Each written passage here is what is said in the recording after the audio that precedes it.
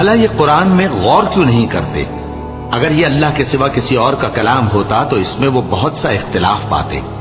اور جب ان کے پاس امن یا خوف کی کوئی خبر پہنچتی ہے تو اسے مشہور کر دیتی ہیں، حالانکہ اگر اس کو پیغمبر اور اپنے ذمہ داروں کے پاس پہنچاتے تو تحقیق کرنے والے اس کی تحقیق کر لیتے، اور اگر تم پر اللہ کا فضل اور اس کی مہربانی نہ ہوتی تو چند آدمیوں کے سوا تم سب شیطان کے پیرو ہو جاتے۔ سو اے پیغمبر، اللہ کی راہ میں لڑو، تم اپنے سوا کسی کے ذمہ دار نہیں ہو، اور مومنوں کو بھی ترغیب دو، قریب ہے کہ اللہ کافروں کی لڑائی کو بند کر دے، اور اللہ شدید ترین جنگ کرنے والا ہے اور سزا دینے کے لحاظ سے بھی بہت سخت ہے۔ جو شخص نیک بات کی سفارش کرے تو اس کو اس کے ثواب میں سے حصہ ملے گا، اور جو بری بات کی سفارش کرے اس کو اس کے عذاب میں سے حصہ ملے گا،